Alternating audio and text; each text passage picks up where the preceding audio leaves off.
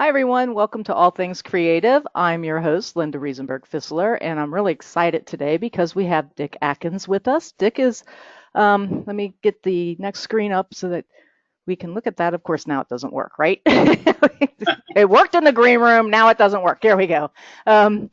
So anyway, Dick has been producing and writing movies for television for many years. First as vice president in production for Telecom Entertainment, and that was a subsidiary for, and I'm going to mess up the first word. Is that Darcy? Is that how you pronounce it? Is Darcy. Darcy. Okay. Yes. And of course, then the next word, right? Mayus. Mayus. Patience. Yeah. Yeah. One of those I You know, know. So, in, in those days, it was simply Benton and Bowles. That was right. easier. Yeah. Before they merged. Yeah. The two they ended up buying, I assume, Benton and Bowles, but that's a whole different conversation. And then Right. he started your own film company, A Films, and then Atkins Pictures Incorporated. Hmm. And you were a producer for feature films. Let's see if I can get this out of the way. Asunder in Virginia and Forced March, which you also wrote in Hungary, and we'll get to those and talk a little bit about those in a little while. And you were an executive producer and producer on numerous television shows. And this bio is available via the YouTube link, so you can go out and read that too. So I'm just going to kind of hit a few things here. The television movies for networks were like the old CBS, Tuesday night movie or whatever network it was. And then you also did some soap opera things with Procter and Gamble and General Foods, I believe. So that was like Another World, Texas, and Edge of Night. But your most recent project that you're working on is the Dinner Set Gang, and we'll talk a little bit about that. It was profiled on CBS in 60 Minutes. It was nominated, that episode, I guess, was nominated for an Emmy, and you worked also with Court TV. And I want to mention some of the actors that you've worked with because I think that's, puts a lot of things in perspective. And it's really, I want to tell a little story about how we met too. But he's worked with stars, one of my faves, Kiefer Sutherland. He actually serves as, and you could tell Joanna this, in my book series, Kiefer Sutherland is who I always pictured playing Kevin Thompson of the FBI. So kind of an interesting little aside there. Johnny Cash. Yes, right. I did. I produced Kiefer's first movie in Oh, America when he was 20 years old, and we were choosing between Kiefer and one other young guy who was also a great actor, and we thought Kiefer was a terrific actor, yeah. and he had that last name. That might be Right. a little extra bump too. And we're so glad he was. He was absolutely super. Yeah. It was a kick to work with, Yeah, and and it's really kind of interesting too because Chicago was one of my favorite bands back when I was a teenager, and found out later that he actually married Terry Kath's widow and raised Terry Kath's daughter, who was a guitarist in Chicago. So I mean, uh, it's like we're into the 7 degrees of separation and all that stuff already. But right. it's really kind of interesting that that you worked with him, and I picture him as Kevin Thompson in the Blind series. And then you also worked with Johnny Cash and Andy Griffith and Richard Gere, another one of my favorites, Blair Underwood, another one of my favorites, Angela Lansbury, Lee Remick, Marsha Mason, Mary Steenburgen. I bet the list could go on and on, right? Kenny Rogers, Chris Right. Sarandon, and these are Yeah. only a few. So, and then also with award-winning directors and writers. And we talked a little bit about what you did prior to the Dinner Set Game. And then you've also designed computer budgeting and accounting software that have been used on more than 25 motion pictures and miniseries, and a license to a dozen movie production companies and one of the industry's largest movie payroll companies. And I want to plug your book as well. He's the author of the book Method to Madness, Hollywood Explained, a nonfiction look at the industry. So if we don't answer all your questions here, go buy Dick's book. So, welcome to the show, Dick. I'm really happy that you're taking time out to talk with us. Well, thanks so much. It's my pleasure. I always love to talk about movies and TV, and even more so the process of of making movies and TV and the creative process. So, Yeah. so it's my pleasure.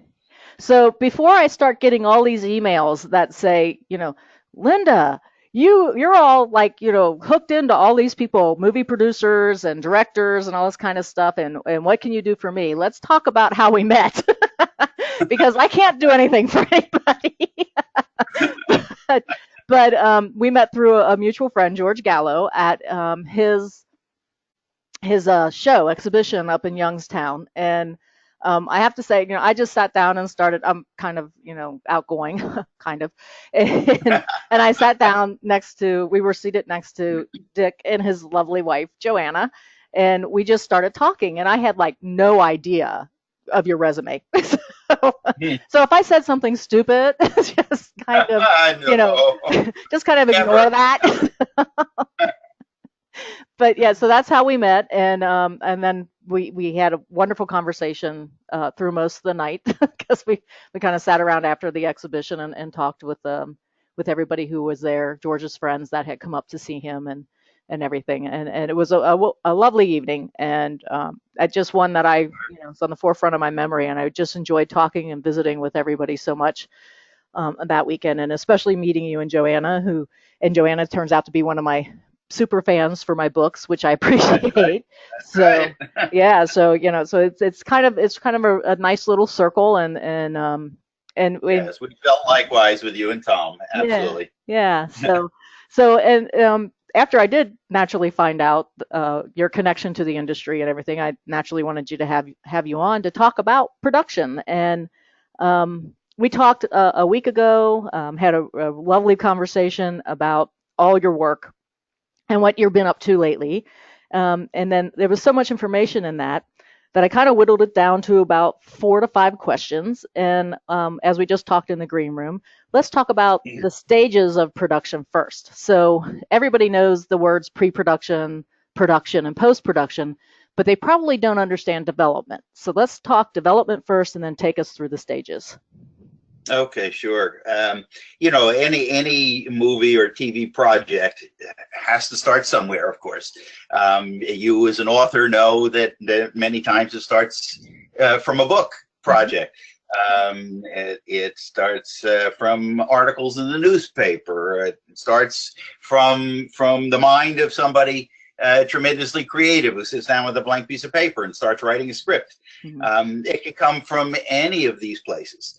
As far as a producer is concerned, depending on what kind of producer you are, and we can talk about that because that takes many forms, of course. Mhm. But if you're one who tries to originate projects, get projects sold and then made, and eventually getting to the production process, then you really get involved in every step of the way.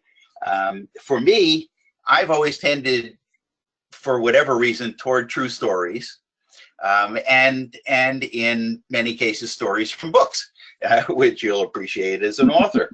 Yes. Um, eh, what what I find and what always strikes me early on is something that has those elements of a great story, and a great story, obviously, that could work on a movie screen or a TV screen. Um, and we all know kind of what those are. Mhm. Great protagonist, great antagonist. Mhm. Who's the good guy, who's the bad guy. Who are the great supporting characters? Is there a plot line there? Is there a great story that leads you somewhere, that starts somewhere, that goes somewhere, that ends somewhere? Does it have the bait? It may sound simplistic, but so many stories or would-be stories don't have even those basic elements. Right. So if you start with that, then it's what genre is the story, and does it appeal to you? Because what you realize, certainly as a producer, right from the go of a project, when you first get that thrill of hearing about or reading about a story that strikes you, um, is this something that I'm going to want to spend the next year, the next 2 years, the next 5 years, the next 10 years, with all my energy to try and make this happen? Because that's what it's going to take. Things don't happen tomorrow, unfortunately, when we find a story that we like. We have to beat the bushes, literally for years and years, to make something happen. I mean, I remember every year after the Oscars nominations are announced, the Producers Guild would get a group of the nominated producers together from the nominated movies. And I remember 2 years in a row listening to that discussion, and they asked all the producers, how long did it take you from finding the idea to seeing your project on screen? And with the rare exception, they all came to the average of 7 years. Wow. That it took them from finding the idea. And these were the ones who were nominated for Oscars. Wow. So it just always takes time. And it's different than a lot of businesses out there. I know my father, who's a sort of bottom line oriented businessman his whole life. He said, good things happen fast. I said, Dad, not in this business. It takes perseverance, and it takes enthusiasm, and you have to be the one to not lose that enthusiasm, to keep after it, come hell or high water. Otherwise, a project will just get lost in the morass of the entertainment business. Everybody's freelance. All the directors and the writers are freelance. The executives are at all different companies. The agents are all out there, and they all have a million things to think about and a million projects to think about. And if you don't keep your project forefront in the minds of people, it'll disappear. Yeah. And it's unfortunate. But I like that. I like having sort of that bulldog approach of, damn it, this is a great story, and I'm going to find a way to get this done. And sort of that's what it takes. Yeah. So, of course, once you find a project like that that you're on, you've got to put it in some form that's going to get people's attention. And I know we're going to talk a little bit about this later on, Linda, of, whether you start knocking on doors or, somehow you get people to come to you on it.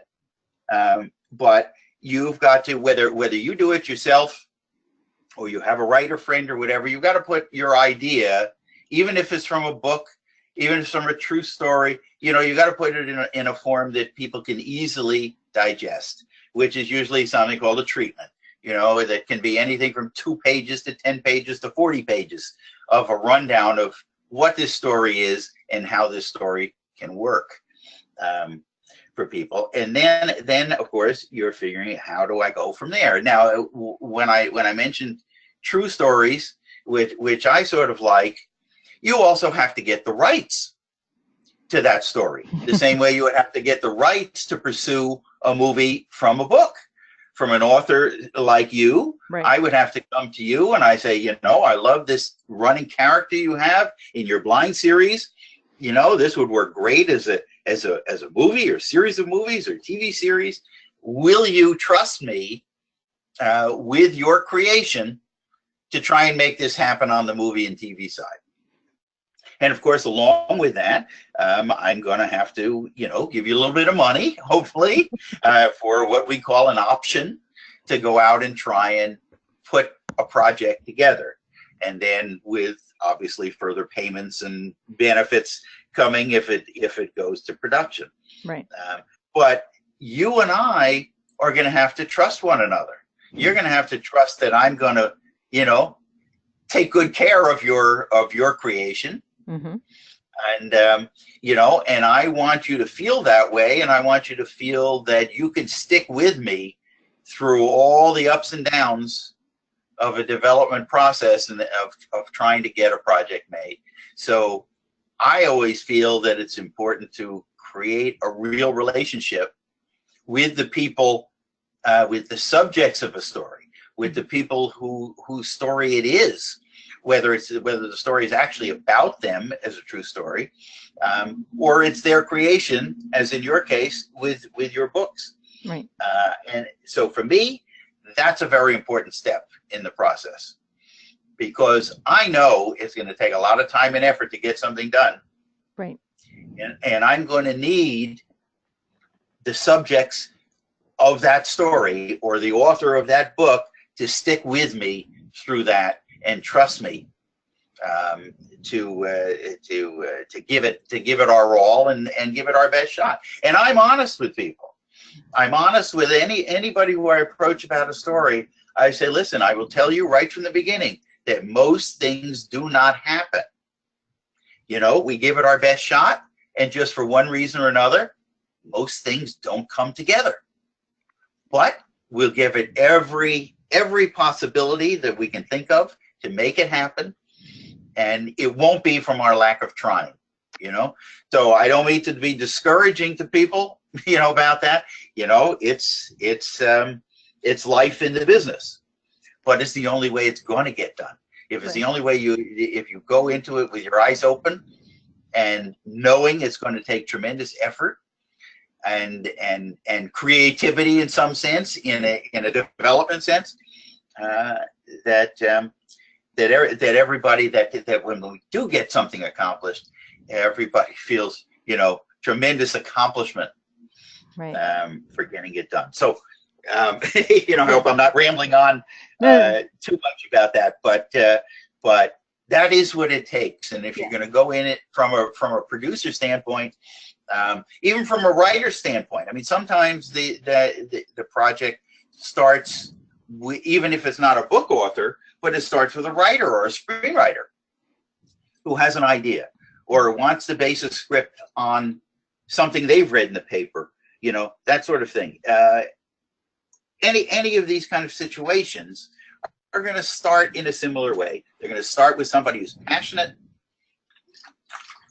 who starts to convince other people around them that this is a great story, that it has great potential, and is going to have that enthusiasm and determination to see it through to the point where really we can get the cameras rolling. Right. Yeah. And one thing that this is basically what we're talking about in the development. This is what gets you to the point of you're making that pitch probably a million times to so many different people to achieve that green light to get you into pre-production. And yes, yeah, so and you're talking 7 years. It took some of these producers 7 years on average after they do the award show. That's how long it took it from. So as a writer, that's on the great movies that are nominated for Oscars. It takes that long. Yeah. Yeah. So and I've got projects I've been literally working on for 20 years. Right.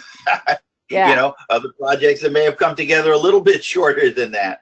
And there's a lot of things. I mean, there's Hollywood likes a sure thing. I mean, they're putting out a lot of money to make these movies. We're talking millions and billions of dollars, depending on how much, science fiction or special effects or whatever you want to call it.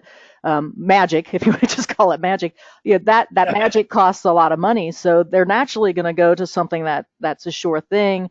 People they've worked with before probably get a little more of an edge than people that are just coming to them cold calls. So there's all kind of things. I mean, I'm not trying to make it sound negative, and I know you're not trying to make it sound negative either, but that's a reality of the business. The reality is exactly that it's difficult, and it's gotten even more and more difficult to convince, because as we all know, the big studios on the feature film side have become totally gravitated towards superhero movies, sequels, things, as you say, things that they feel are can be somewhat of a sure thing. Well, we know those never are, but they go into their meetings, into their development meetings with their bosses at the studio. They can say, listen, if we do, Death Wish 12, don't blame me if it fails, right? If I get Brad Pitt in it, look what I did. Don't blame me if I fail. There's an awful lot of trying to feel that they've covered their butts, if we want to put it in that sense. Right. That they've gone into it with a great likelihood of success, rather than say it's become harder and harder to have an executive say, you know what, this is a great story. We Paramount, Universal, Sony, we should make this because this is a great story.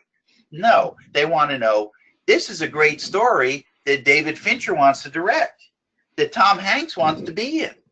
It's a sequel to something we did 2 years ago. You're exactly right. That's how they want to feel these days, which makes it more and more difficult, of course, for the rest. But there is a thriving independent film industry. Now, I say thriving cautiously because it's not an area where people are making a lot of money. Yeah.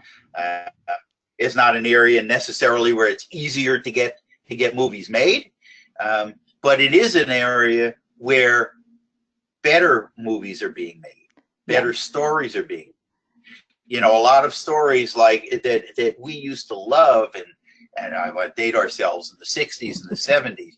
The Butch Cassidy and the Sundance Kid, The Godfather, The Graduate, all these kind of stories that we loved back in those days. Studios won't make those now, Right. And so they either have to get made in an independent film, sort of on a bigger independent film type thing, or they have to figure out how to go to TV.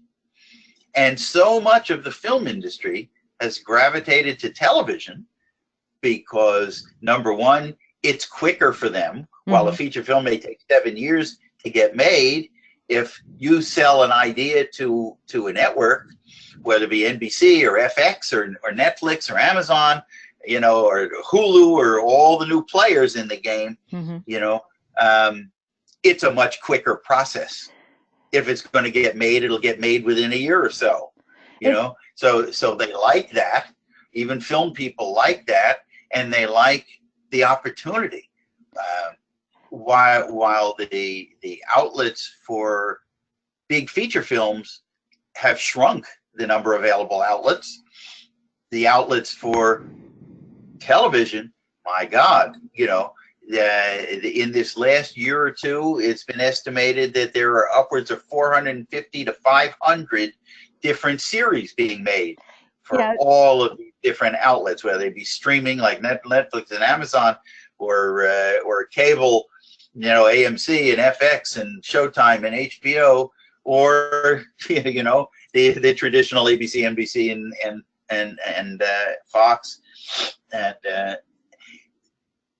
so it's interesting because you mentioned series, and I want to hop on here. I know we still haven't gotten through all of the production stages yet, but we'll get back to that, right? Yeah, right.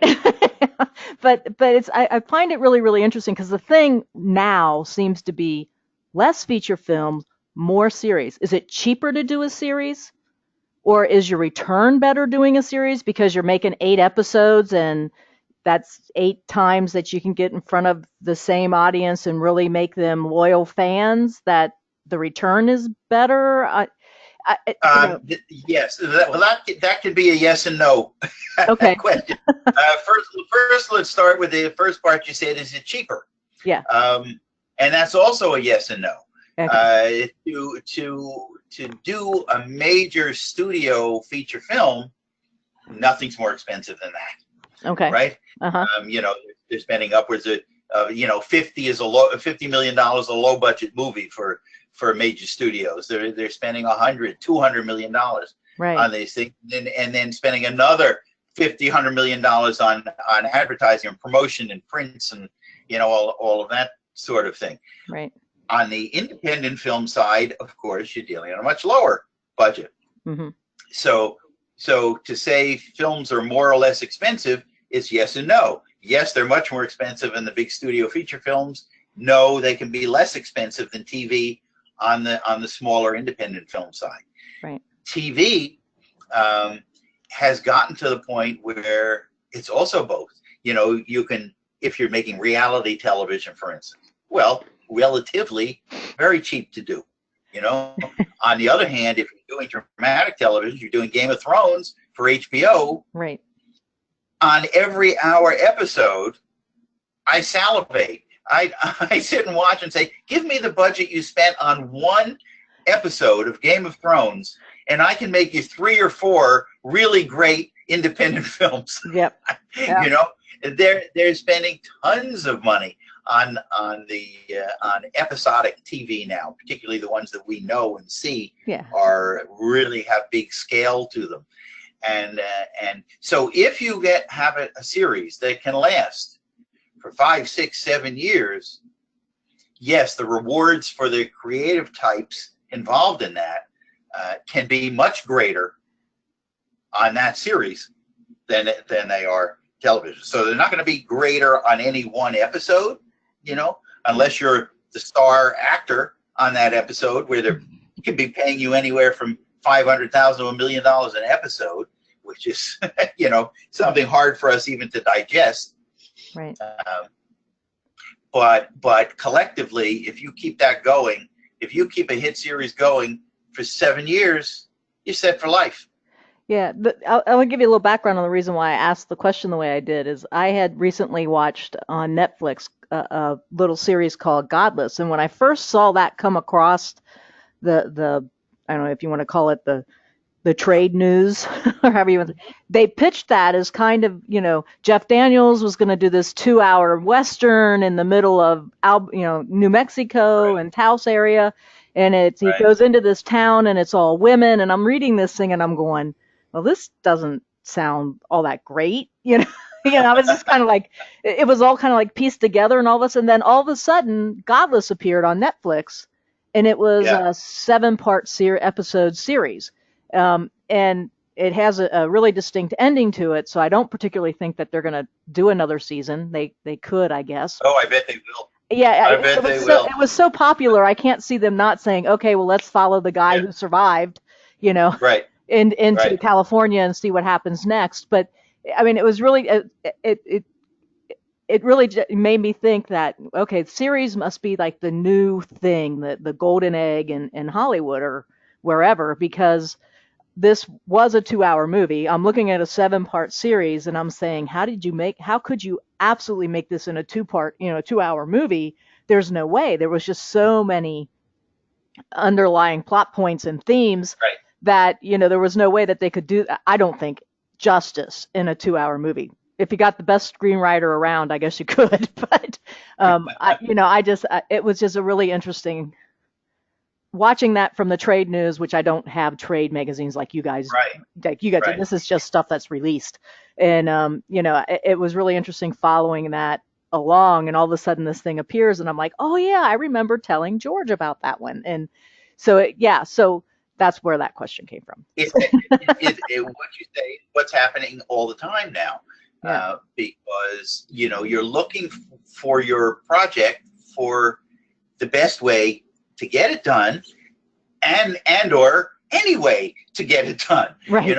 And for instance, you mentioned before my jewel thief story, the Dipset Gang, on 60 Minutes. And when George got involved with me, and we talked about that, that's how George Gallo and I met, through that project also, which has been great, and we've been working on that together for a while now. And the initial idea was for us to do it as a feature film. Right. And we did a script or two that way, and the business being what it is, I said to George at some point about a year or so ago, I said, George, listen, this story has the benefit of, number one, being that we could distill it into a fabulous 2-hour movie, right? Right. And we had already done that in a script, but it took place over a 30-year period, right, with these guys, and it's got tremendous character dynamics to it, being a true story, but about the best jewel thief team ever in America, married to 2 twin sisters, so they're brothers-in-law married to twin sisters, with mob involvement and all sorts of things that went on over a 30-year period. So there's a tremendous amount of material in here, as you were saying about Godless, right, to do a series, to sustain a series. And as we were just saying before, so many more outlets, so many more opportunities to get a series done. Why don't we think about it that way? right. It's a great idea. Let's start to pursue that. And we have been on that track. And we've sort of kept our hand in looking at both ends of it, but it's yes, it's very alluring what's going on in television. There's a lot of great television being made. There seems to be more creative freedom in a lot of places. If you're doing something for HBO or Showtime or Netflix or Amazon, say, in particular, there seems to be more creative freedom for for the writers and directors and producers than maybe traditionally on the broadcast networks. Mm-hmm. So it's a very exciting prospect if you have a story that you feel can sustain itself over a series, over a number of seasons and whatnot. So we're in the very midst of doing that with our dinner set Gang Jewel Thief story. Right. Yeah. So we're still in development. We're still talking, We're still trying to get that green light. So. We're still developing. Absolutely. Well, Yeah. we can sort of jump ahead. Yep. Yeah, I think we so beat that one pretty good. what do you do with that story? Right. To do it, do you start knocking on doors? If you, on the one hand, if you're a producer, on the other hand, say if you're an author with your book, or but say you're a producer, now you've got this project. Right. What do you do with it? And of course, hopefully you've built up some kind of network of people that you've dealt with through the years, and you start going back to the people of course, because the business is a certain amount of a Rolodex business, who do you know type business, but also, and then with the people involved with you, you may think, well, do I start knocking on doors now? In that sort of well-known phrase. How do you do that? Well, do you have agents? Do you have agents who will set up meetings and set up pitch meetings for you? And then you start pitching the idea here, there, and the other place. The alternative to that, and obviously that's done every day on thousands of projects. The alternative to that, particularly that I've thought about a lot as an independent producer, not a dependent producer, as we might call them, ones who have office space given to them by the studio, and they sit there at Universal or at Paramount in office space that the studio gave them, and they gave them some development money, and they pay for their assistants and all that kind of stuff, and you're sort of tied in that way. If you're an independent without that tie and that connection, what is your best shot for getting people to notice your project? And for me, I would sit and think, is there any reasonable way that I can get the business to come to me rather than my having to go knock on the doors to convince them? Right. Yeah, now we're into this push versus pull. Well, okay, if you want to jump ahead, is that okay? Or do you want to that's okay. No, it's flowing good. Keep going. So yes, it's sort of a push versus pull. And to my mind, of course, you are light years ahead of the game if you can get them to come to you, because then they're excited, they're enthusiastic, they're trying to convince you to let them make your project. Right. What a world of difference than if you're trying to convince them that something is good, right? Okay. And as we know, Hollywood, like many areas of life, works on competition. The people who sit in the studios and the networks, they're thinking, if somebody else wants it, there must be something good about that. If HBO wants it, the guy at Showtime is thinking, well, maybe there's something to that story. I need to look into it. Maybe I need to get that. So how do you accomplish something like that? Well, of course, in this day and age, at least we have some more tools to work with. We've got social media to go to out there. If you have a following, if you can build up a following, if you can start to target social media to the people who matter. There was an old story that I remember from my old advertising days. They would say, sometimes the agency would come up with a campaign that was so targeted that all they wanted to do was put this message on a billboard that the CEO of their client would see every day on his way home from work. Now, talk about targeted advertising. Yeah. I want this guy to see this message every day. And then he's going to come back to us and say, you know what? I had an idea. So we have somewhat that opportunity with social media to sort of target. Is there a way we can use social media or other things to target the people in the business? You know, Right. and now on a certain different level, on another level, I thought, again, using our dinner set gang jewel thief story as an example, Mm-hmm. I was sitting here thinking, how can I get people to come to me about this story? Because I think it's a great story, right? And I sat down, I figured out ways that I could make myself findable, if you know what I mean. Mm-hmm. A first step was creating a web page for it. Simple web page. Just put some pictures up, a rundown of the story that I had written up, and here's this great story, and it's got a web page, and here's dinnersetgang.com. If I can get people to look, they'll find me, because of course it has my name and address, a name and phone number on the bottom, and email and whatnot. So a first step is sort of making yourself findable. Now, how do I make people want to look?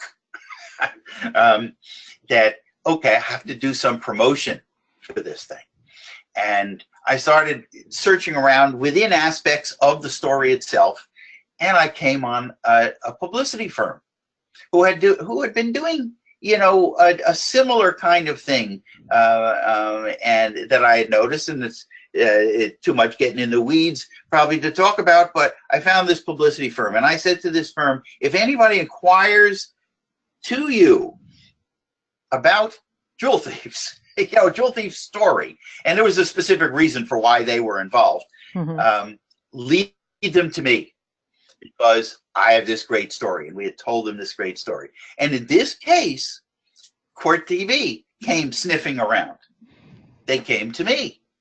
We did a whole half-hour episode that was in a series called Masterminds on Court TV at the time, and we did it about the dinner set gang. Well, that helped, and then 60 Minutes came sniffing around. They had an interest, this producer at 60 Minutes had an interest, for whatever reason, to do a story on 60 Minutes about jewel thieves. Well, from sort of the trail of crumbs that I had left, you know, to make it available, you know, to make myself findable, they found me. This 60 Minutes producer found me. We struck up a relationship. We got along great. I said, here's this real story. This is the story you're looking for. And we then spent the next year together, investigating, verifying aspects of the story, and it resulted in, you know, a piece on 60 Minutes with Steve Croft being the host, and of course it involved, all along the way, I brought the 60 Minutes producer down to Florida to meet my jewel thieves, and I brought them up here, and all the sorts of things that go into it. We did all sorts of investigation. It was actually a fun time to do that. But now I had been able to let 60 Minutes find me and find my story, and then had convinced and shown the producer what the real story was, provided the information, the people involved, and he produced a terrific piece with Steve Croft. It got nominated for an Emmy for the piece, which was great.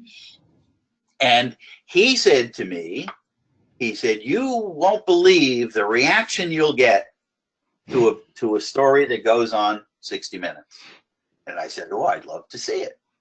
So now was another case of knowing this was coming and knowing this was coming on the air. I had made myself findable through the website in case anybody saw the 60 Minutes piece and hopped on the internet and put in Dinner Set Gang. Well, they would find my webpage and they could find me, right?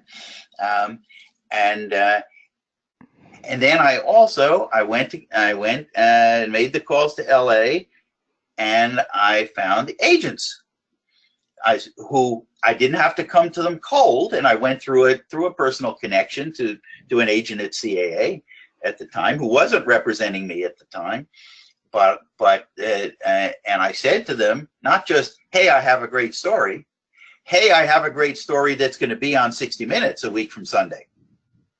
Will you help me with it? And they said, absolutely. It will help you. So it's a matter of trying to think logically, think smart, as you might say. The work smart or work often kind of phrase. But to Mhm. put the pieces in place, to have the web page in place, to have the agents in place, having been able to put this 60 minutes piece together with the producer there, and now it goes on. It went on the air. And I'm sitting there on that Sunday night watching with my wife, and the piece ends. And of course, Joanna says, "Oh, terrific." I'm waiting for the phone to ring. well, the phone rings, and it's my parents. Oh, what a great story.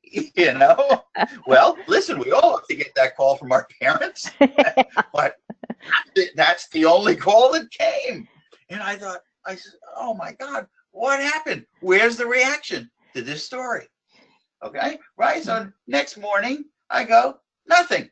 All morning, Monday morning, and I think I had a doctor appointment. I'm running around thinking, well, geez, that was a big bust.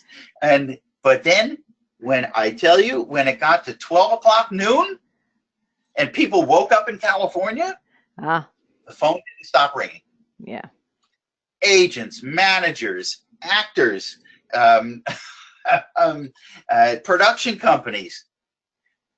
I was inundated with calls. You know, holy smokes! So all of that's, I guess, a way of saying, put yourself in the position to win. Right. Figure out a plan. How can I best put this story in front of people who can react to it? And if they do react to it, am I findable? And if they see a story or hear about a story, are they going to know that I'm the one that they need to come to about this story? Yeah. I hope all that makes sense. But listen, that may only work in certain cases, and in certain cases it has worked for me, in this one in particular. But in other cases, it's going to have to be plan A instead of this plan B. Who do I find to help me knock on doors? Right. And you try and work that plan as best you can. Can I get the help of agents? Can I get a terrific writer like George Gallo involved in the project, to make it more fascinating to anybody who might buy it? Can I get a director involved? Can I get an actor involved? Is there anybody that I worked with in the past that I can slip this project to and say, and try and get this one involved or that one involved, that one involved? Because if you are going with your project to a studio or a network, but a studio on the feature film side in particular, Mm-hmm. the more parts of, you've heard the word package and packaging involved with movies. Mm-hmm. That studios more and more want you to come to them with a package, or they want it, as they say, packaged, which means not only do they want the story idea, they would like to have the script already done with the writer involved. They would like to have a director attached to it. They would like to have a star actor attached to it. When they say a package, that's what they mean. They want a project that already has a star, a director, a script, and a producer, hopefully, that's ready to go for them, that does a lot of their work for them. In a lot of cases, the studios these days are like the publishers on the book side, which you have much more experience than me. But I know from trying to get some book projects done that the publishers want you, the author, to do their work for them. Yeah. They want to know, how are you going to promote it? How much money are you going to spend to promote it? Yes. What's your social media following? Right. Are you going to be on cable TV or the Today Show to go promote this? And all along the way, am I right? As an author, you're thinking, isn't that your job? Right. Exactly. Isn't that what you're supposed to do? Yeah. They call it, the phrase now is what's your author platform? So how big is Exactly. your audience? What's your social media? How many people? basically the traditional publishing won't even look at you unless you have 50,000 people that you can say, yeah, I could sell 50,000 copies of the book to these 50,000 people right away. And, Right. and, and otherwise it's like, don't bother me. Go away, son. Right. Exactly. So how aggravating is that? Number one, and then doesn't it lead to the question, what do I need you for? Yeah, and that's exactly what. If I'm going to do all those things, I'll make an ebook and I'll sell it myself. Yeah, and that's exactly what like David Mamet. If you're not going to, sorry. Yeah, that's okay. Yeah, I was going to say you want to say to them, if you're not going to promote it, if you're not going to distribute it, you're not going to do anything for me other than print it and maybe put it in a bookstore if I'm lucky. Yeah. Why do I need you? And you tend, in some cases, on the movie side and whatnot, of course, you still need them to an extent. You still need the movie business. You still need the studios. You still need the networks. Right. But you don't entirely. And I know you wanted to talk about that a little later on, and we can talk to that. But there are ways now that somebody can make a film, a small film, on their small money, with a video camera that they can grab, or their iPhone even. I have a friend of mine, a colleague who had worked with me on another movie, who's a professor at NYU Film School. He teaches a course in iPhone filmmaking. He does an entire festival in India every year. Oh, cool! All made with movies made from with cell phones. So it's an extraordinary world. There's more opportunity actually to do your thing, and there's even ways that once you have your small movie, you can try and distribute it now with that you can never do before, because people are watching on their TVs or their TVs. On their computers, or their computers hooked up to their TVs, and you can find ways to stream your movie and bypass the whole system entirely. It's not the initial goal that most of us have, right? But there are ways, and that we can talk about later on, where that can come into play, and opportunities just for you to do your thing, right? And doing your thing on a small basis is another way to get the industry to notice you and to come to you. Yeah, obviously, it all comes down to how much money you're willing to invest in your project and in your passion, would be another way of saying it. And it's an interesting question, but when you come back to looking at a couple indie authors that have made it, and how many people then try to follow in that same footstep, and I'm thinking of two films in particular.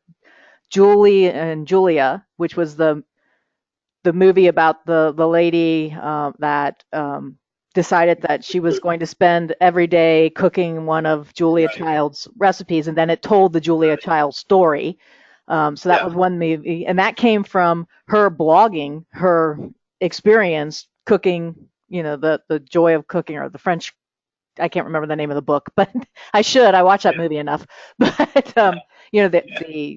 the art of French cooking. There we go. I knew I would get it. But, that was a blog. And then there was another indie author who did nothing but blog his whole book. I'm speaking of Andy Weir, who wrote The Martian. And that was a blog. He had blog posts. Okay. It was totally blogged. Wasn't even a book. He had something like 250,000 subscribers to his blog. As soon as they found out that they had that many bloggers, they approached him about writing a book, which he did, and then they made the movie. The book went through a traditional publishing house because he had a platform of 250,000 people. Right. So again, people that are very, very frustrated about, I can't get a literary agent to look at me, put that on hold. Find the people who are going to read your book and let the agent come to you. Create that pool. Right. Just keep writing. And that's what I just keep telling myself. I've been doing this I've been actually a published author for 3 years. And I was like, I got to just keep finding them people. That's right. That's right.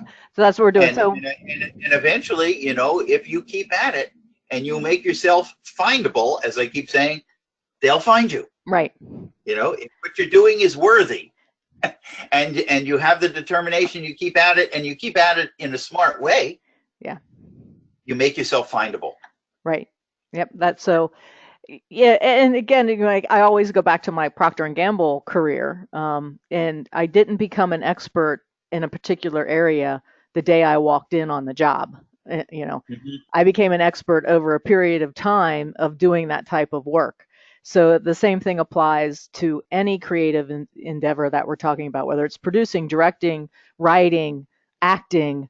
You know, the folks that are acting that are the big names now didn't just walk on a set and all of a sudden become a big name. They Right. have a lot Right. of, you know, successful and sometimes failed projects in their resume. So, you know, you got to work at it. You got to have that passion, like you're talking about, to Right. really make things Right. work.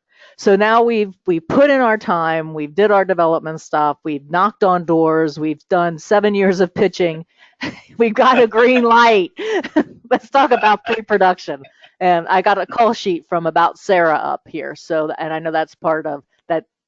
That's all part of this whole next phase that we're It's going part of the into. process. Yeah. That comes in the production phase. Right. Obviously, Right. About Right. Sarah is a movie we did for CBS some years ago with Mary Steenburgen and Kelly Martin, who was sort of on a show, I think back then, on a series or whatever. But Mary was great. Yeah. And this is just an example of what a call sheet looks like that's used on any movie along the way, and we can get to this in a minute, because Right. this is This is a jump ahead. Right. this is the production phase, right? You know, the as you mentioned before, when you're actually you've gone through all the sweat and tears to get to the point that you can produce something. Mm-hmm. You've got, as you say, the stages of production. You know, pre-production, production, post-production. Now, what do those mean?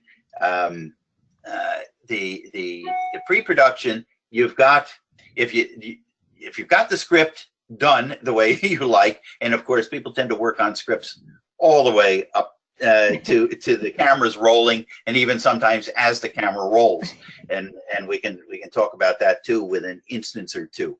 But the script, as we know, then starts to get broken down by all the production people. The pre-production process is, once you know you're producing, once you know when you're producing, where you're producing, you know, and part of that process, even, you know, you might even call it the development stage before official pre-production. You've decided, yeah, am I best to do this on location? Or am I best to do this on a stage in Hollywood? You know, where are we doing this thing? You know, what goes into that? Well, what serves the look of your project? Where are they giving you tax incentives to make the project cheaper? Where do they have good crews available? Where is the airport nearby where you're going to set up your production office? I mean, all sorts of, you know, where can we house people? All sorts of production issues start to come into play. But of course, you're also now dealing with the script. You're bringing in the director that you want.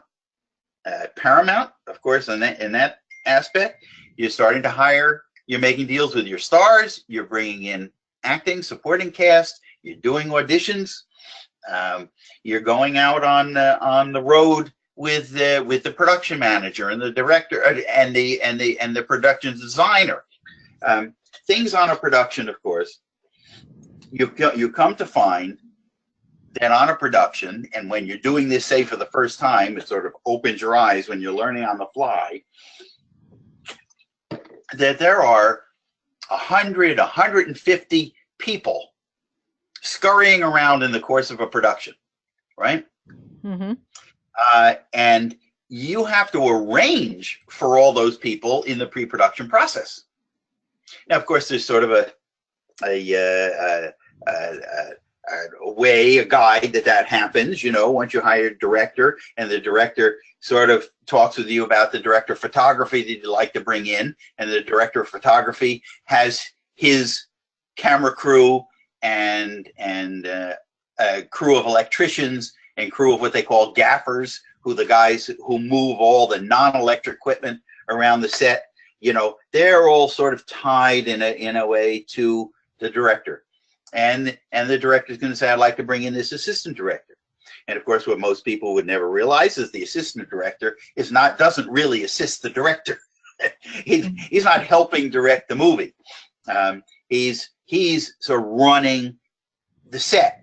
He's running everything that's scurrying around on the set during production. But in pre-production, the production manager has ostensibly done the initial budget with your help as the producer. Mm-hmm. The assistant director is doing the scheduling of the movie. You know, what are we going to do when? If we're going to shoot for 30 days or 40 days, what are we doing each day? How do we move the logistics around? When do we need the actors? All of that. So all of that sort of thing is being done during pre-production. You're setting up your production office. You're starting to bring in your crew little by little. And, you know, you're going out with and again, I'm talking from a producer angle here. And again, it goes back to your initial question: what does a producer do, and what does a producer do in the course of a production? I like to tell, and I think I mentioned to you last week, it was funny. My son, who was young, when he was younger, he used to come around to a lot of sets with me, and he would see me sit down in a chair, and you know, and someone would bring me coffee, and you know, and I'm sitting there just watching the goings on. And he said to me, "Dad," he said, "you know, you sit in a chair with your name on the back of it. People run back and forth to get you coffee or candy bars or whatever you want, and you don't do anything." He said, "This is a terrific job." He says, "Maybe I'd like to be a producer." And of course, what he's not seeing, and what I had to explain to him, is that, Davey, there are 150 people now running around spending our money, right. You know, yep. and trying to get this movie on screen. I have to know what every one of those people is doing. And I have to know if they're doing it correctly or not correctly, if they're having what they need in order to do their job the best they can. And when things go wrong, I have to know how to fix it.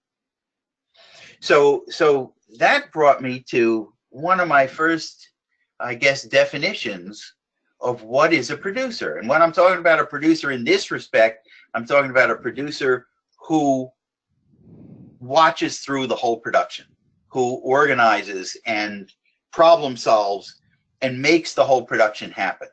There are producers, as we know, that make deals, get things sold, and then never come anywhere near the actual making of the movie. But I'm talking about a producer who's an involved producer and makes it happen.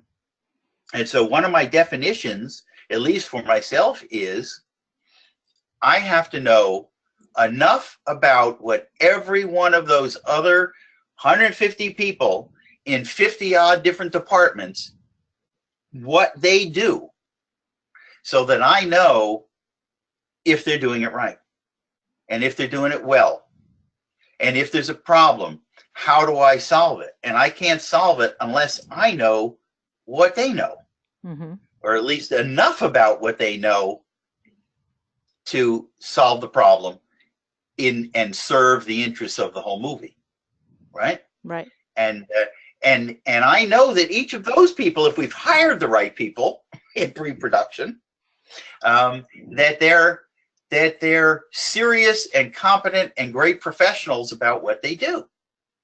And I have a quick story about that. I don't know if you want to hear it, sure, but on the first movie that I was really a producer on my own down on the set. I was the one on the set having to make this happen. And this was a movie we did down in Georgia, also for CBS, with Johnny Cash and Andy Griffith, based on a true story called Murder in Coweta County. It turned out to be a great movie. Yes, that's the one you have on screen right now. Now, I had been involved in the development of the script. You know, I knew the script pretty well. I had just come down from doing another movie in Canada, and now I'm in pre-production. I'm in the van with the production designer, the director of photography, and the director, and we're looking for locations, right? And to just sort of clarify, on the creative side of production, you're going to have the director and the director of photography. The director of photography, as we know, is with the camera crew and all that. He's responsible for how the movie looks on screen. How are the colors going to come out? How is the shot composed? You know, you'll know this as a painter. How do I compose that painting? The director of photography, along with the director, are deciding how to compose what appears on screen. Okay, how that appears on screen, and the quality of the film, the color of the film, how they move, how the actors move, how he and the director work the blocking of the actors. Anyway, I say all that. Now, what they say, how it appears on screen, what actually goes on screen. In other words, where's the location? What does the house and the room look like? And what does all of the set dressing look like? That's the production designer. So that's the difference between the director of photography and the production designer. The production designer physically makes everything how it will appear in the movie, right? Mm-hmm. The director of photography, if I'm clear enough, is responsible for how that translates to film or video, right? How mm-hmm. it appears there. So now you're out in the van and you're going around with the location manager who's trying to show you places. The production designer, director of photography, usually, and say the production manager. And here you are as a producer. And now I know this script pretty well. And as we're going around finding where does the murder take place? Where does this take place? Where's the courtroom? This, that, and the other thing. They keep talking, and the location manager keeps saying, yes, and I want to show you a pecan grove. And I'm thinking to myself, I know this script probably better than anybody. There's no pecan grove in this script. There's no scene that takes place in a pecan grove.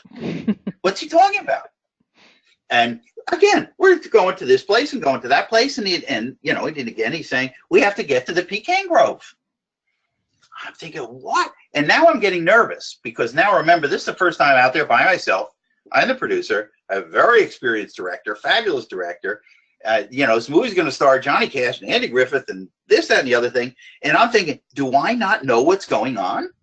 Do I not know that this is a scene in a pecan grove? So to make a long story short, we find our pecan grove. Everybody's happy. And I'm thinking, holy smokes, what don't I know? I have to educate myself. And I run back to the motel room and I grab the script and I'm scouring the script. And lo and behold, on the first page of the script, there's a montage. So-and-so's in a car, and he's passing the courthouse, and he's passing this. And in the car, he passes a pecan grove. That's the only mention in the entire script of a pecan grove. Is it important? Not in the least. Is anything going to take place there? No. Did it end up in the movie? No. But what I did realize was that this location manager and this production designer took their jobs seriously enough that if that script on that page said Pecan Grove, they were damn well going to find a Pecan Grove to show us. So boy, did I realize, and that's the point that I realized, I need to know what they know. Because they are laser focused on their job. I don't care if they're the makeup person or they're the costume designer or they're the truck driver or the electrician. They know their job if we've hired the right people. And I better know what they know.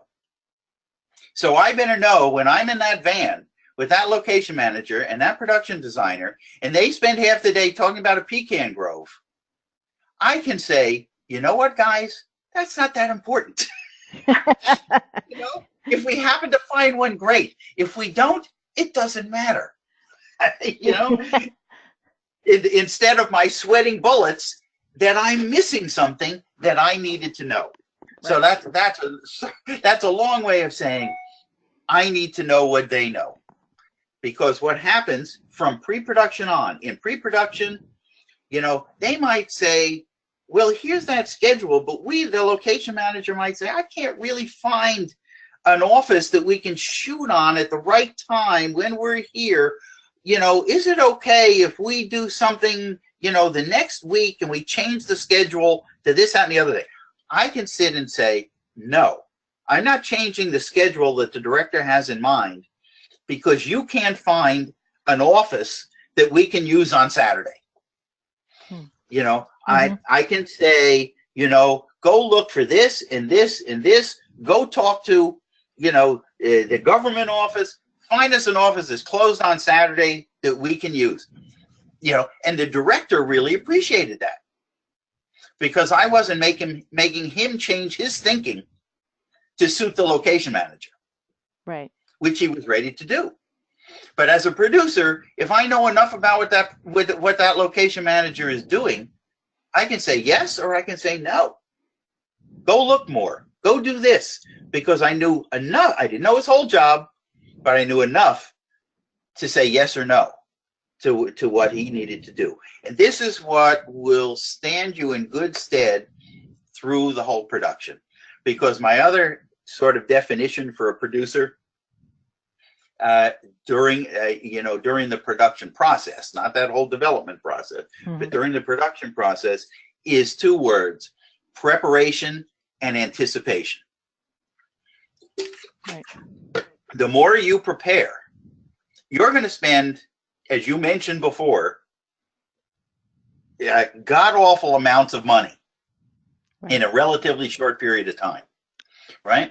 And you're going to spend probably, say you're making a $10 million movie, you know, or a $5 million episode, you know, of a TV show.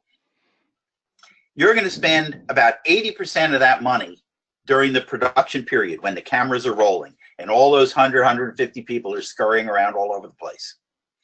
And you're going to spend maybe another 10% of that in pre-production, getting things ready, getting things organized, hiring the right people. And you're going to spend the other 10% of that in post-production, which we'll get to, which is essentially editing and music and sound mixing and, you know, all of the things that actually bring the movie together or the TV show together at the end. Okay. So, but your preparation, the better you hire the right people, set up the schedule in the right way, find the right places to shoot, you know, organize the extras, all of that things that you're doing in pre-production. The better you prepare, the better it's going to be and easier for you to solve the problems that inevitably will crop up.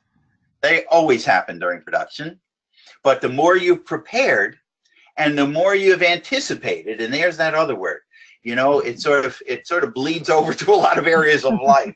And I find myself always thinking ahead. What do I do if this worst happens? You know, and it can drive you crazy in other areas of life. You know, what's the worst that can happen? What do I do if that does happen? You know, what if only half of the worst happens? What do I do then? You know, and you find yourself thinking about that in all sorts of areas. But in movie production, the more you do that, the better off you're going to be. Because if you, with experience, sort of anticipate the things that can and will happen, and then you can prepare in advance, the better you prepare, the better you problem solve. And things don't get out of control. And then when you move into the production aspect, and you're spending all the tons of money and everything's happening and you're largely deferring, say, to the director on the creative side, you know, and the director really is, you know, calling the shots on the set creatively, that you know enough now about both sides of a movie or TV production, meaning the creative, you've been involved enough with the script and talk to the director, and you know enough about the goals and aims of where this story is going, right? And the production, logistical, financial side, which is really falling largely under your production manager. who has put together the budget. He's hired the crew. He's watching over the crew. He's telling where the trucks where to go. All the logistics of making the thing happen, and the money is flowing. You have to know enough about that end of it to know, and to boil it all down, to know what is important at any given time. So as an example, you usually shoot, say, a 12-hour day of shooting time. It might be, 8 hours of straight time, as they call it, 4 hours of time and a half, overtime. Mm-hmm. And, that's sort of your basic schedule. And you're trying to get, now you're looking at a production report on the screen. Right. Production report. First, you've got the call sheet that we showed before that shows who needs to show up where on this particular day of shooting. Yeah. What actors? There's the call. There's the call. Right. So that's showing you sort of at the top, at the top, who are the people involved and whatnot. Now, I was the executive in charge of production on this one, so my name isn't up there. I was sort of working for the network and in effect, and the advertiser who was funding this. Right. But then now down below that, you're showing what the crew call is, meaning what time does the crew have to show up on set? What time do we plan to start shooting? Right. Mm-hmm. Now under that is where are we shooting? What are the locations? What's the set description? What's the scene? What cast do we need? How many pages are being shot? Right. Then of course from that we determine who are the actors that we need to play the characters that are in the scenes. When do they need to show up on the set? And this is a working document every day that all of the crew people are working from. Right. Mm-hmm. This is what we plan to get done. The director of photography knows, and his crew knows that these are the scenes we have to get shot. The people handling the actors have to know who we have to get where, and when. The wardrobe people know, what wardrobe they have to get ready for these scenes for these actors. On and on and on and on and on. Now we're on the set. And this production report that you see is a report of, and this is from another movie, Asunder, that did with Blair Underwood down in Virginia. This is a report of what you got accomplished on that shooting day. Did you get all those pages shot? How many minutes of it? How much film did you use to shoot it? Or tape more often these days. Right. When did the actors actually arrive on the set? When did they leave? Because all of this stuff has budgetary implications. All these things cost money. How much film or tape? How much time did the actors spend on the set? Did they have to go overtime?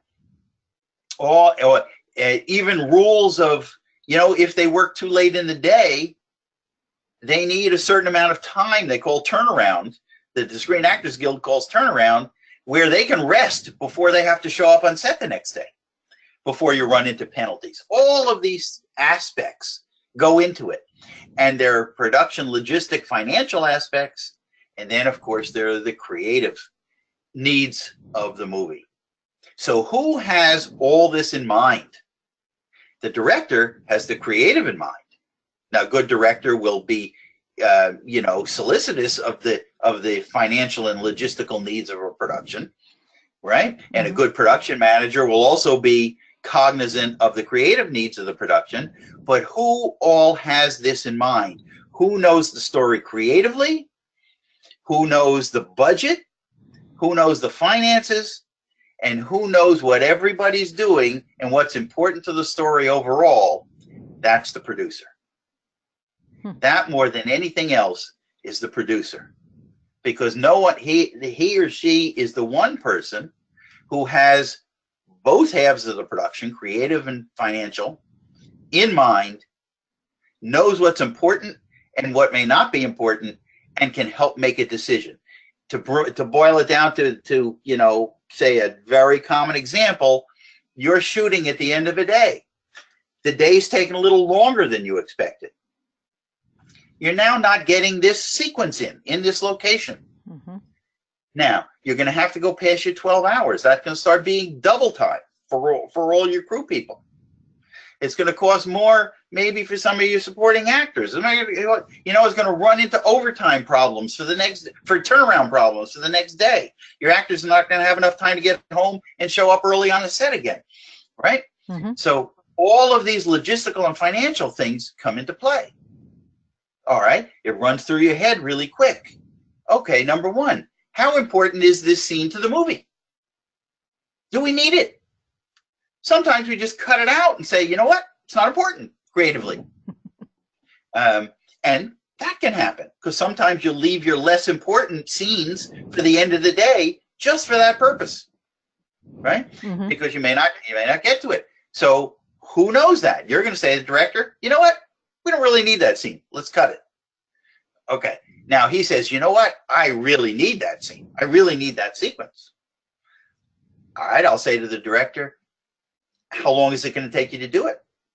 How many shots? How many setups of the camera? How many close-ups? How many wide shots? How many master shots? Do you need to accomplish what you want? Well, he might say, I need 5 shots. I need 6 shots. And I say, well, that's gonna take 2-3 hours to do. We haven't got that. So I'm thinking, what else can I do? Well, you know what? We might be near this location a week from Tuesday.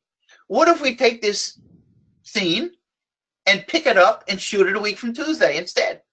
Mm-hmm. Can we work that logistically, creative-wise? The director will say, great, as long as I get my scene. The production manager might throw up his hands and say, well, what? Move the schedule around. But I can say to the production manager, you know what? Creatively, we need that scene. So we either have to do it now and spend a lot of overtime money and cause us problems tomorrow logistically, or we can do it a week from Tuesday when we're back in the area and we can fit it in. Mm-hmm. And who's going to know how to make that decision? And I will make that decision. We will do it or we won't do it. And it's in some cases, even to take it a step further, and I can give you one example. We were on our Christmas movie with Lee Remick and Angela Lansbury. I think you have that picture up there somewhere. This one, All right, Love? Love a Christmas Story, another wonderful story we did for CBS. It was based on a short story. It did very well for 5 years on CBS. At Christmas, they played it, and now still years later, there's a wonderful audience out there that's looking for this movie, which is the reason I finally put a DVD out and started streaming it on Amazon, because the fans were asking me, where can I find this movie? After all this time. And but that's anyway. a platform. And yeah, that's right. There you go. It's a platform. They were coming to me. They were sending messages on IMDb. Yep. Why can't I find this movie on DVD? And so I went back to my original production tapes and put out the first official DVD of this thing. And it's found its new audience, which is great. And we could talk about how I did that when you talk about, what can people do with their books and similar with movies. But the small example on this movie was we had a scene, a nice heartwarming scene. In this movie was about Lee Remick was a wife and mother, and Angela Lansbury was her mother, and Lee Remick's character felt like she was losing everything in life. Her family business, which was a store she had with her husband, was closing. Her mother was sick. She wasn't having a good relationship with her husband at the time, and her mother dies, and she imagines then now in her despair how it would have been if she had gone back to her hometown with her parents in a simple life. So that's why you can even see on this poster, TV Guide likened it to It's a Wonderful Life. Mm-hmm. What is it like if I could go back to my heartwarming hometown in Vermont with snow everywhere and gazebos and church steeples and and all of that. So a heartwarming story. But anyway, within that, we had a scene where I think there were 5 or 6 people involved in the scene. Lee was in it. Angela was in it. Polly Holiday was in it. The kids were in it. And it was all in the kitchen. And there was all this scurrying around going to do. And now, just as I was saying before, as the example, we're nearing the end of the day of shooting. And I said to the director, who was Delbert Mann, who was an Academy Award winner. Del had won the Academy Award for Marty with Ernest Borgnine. and wonderful man, had been Yeah. president of the Directors Guild, you know, a really nice guy, Yeah. really nice director. And I said to Dell, I said, you know, we're running out of time here. How many shots have you got? This is going to be a long time. And he said, well, listen, I got 5 people and they all have dialogue and close-ups and this, that, and the other thing. And I said, you know what, Dell, give me 20 minutes. And I went back to the script myself and I said, let me take this scene and rework it.